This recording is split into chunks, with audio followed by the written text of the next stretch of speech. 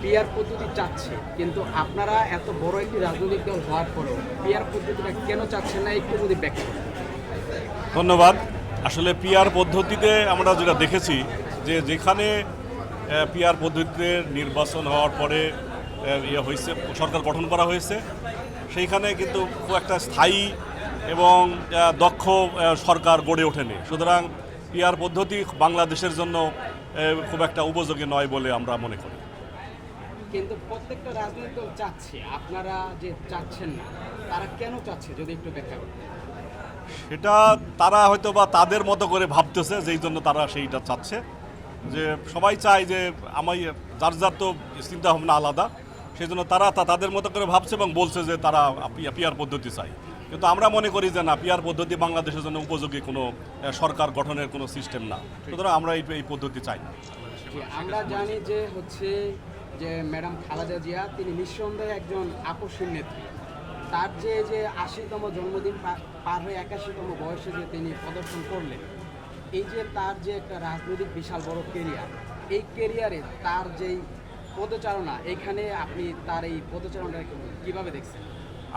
আমরা আমাদের বাংলাদেশের গণতন্ত্রের যিনি নেত্রী, গণতন্ত্রের যিনি মূর্ত প্রতীক, আমাদের গণতন্ত্রের মা, উনি বেগম খালেদা জিয়া, ওনার দীর্ঘ জীবনে সময় উনি বাংলাদেশের গণতন্ত্র প্রতিষ্ঠা করার জন্য লড়াই করে চলছেন এবং উনি তার গণতন্ত্রে লড়াই করতে গিয়ে তার এক সন্তানকে হারিয়েছেন।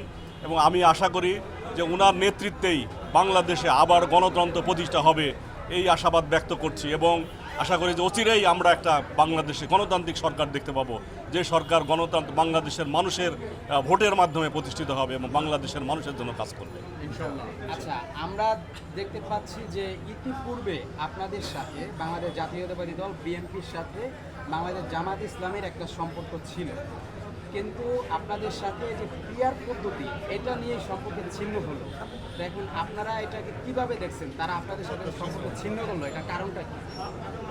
সেটার কারণ তো তারাই বলতে পারবে। তাদের এক একজনের উদ্দেশ্য এক এক রকম থাকে।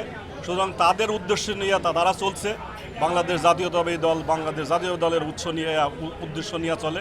সুতরাং যেহেতু পথ আলাদা, উদ্দেশ্য ভিন্ন ভিন্ন হতে পারে, সেই জন্য মত পার্থক্য থাকতেই পারে, মতপার্থক্য থাকবে এবং এটার মধ্যে দিয়েই চলবে ইনশাল্লাহ।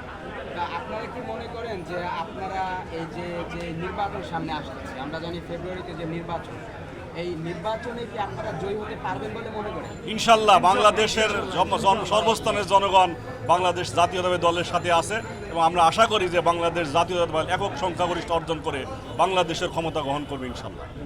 আচ্ছা, আপনারা সংস্কারের আগে নির্বাচন চাচ্ছেন, এটার কারণটা যদি একটু ব্যাখ্যা করতেন। সংস্করণ তো অনেক দিন হয়ে গেল, অনেক সংস্করণ এখনও সংস্কার করা হচ্ছে না। সুতরাং সংস্কার একটি দীর্ঘ প্রক্রিয়া এবং কিন্তু বাংলাদেশে একটা স্বাধীন গণতান্ত্রিক সরকার প্রতিষ্ঠা হওয়া দরকার। সুতরাং জনগণের মাধ্যমে নির্বাচিত সরকার আসবে এবং তারাও সংস্কারের এই ধারাবাহিক প্রক্রিয়া চলমান রাখবে। এই জন্যই কিন্তু এই ইলেকশন দরকার, নির্বাচন দরকার এবং ভবিষ্যতে তারাও সংস্কার করবে। ধন্যবাদ।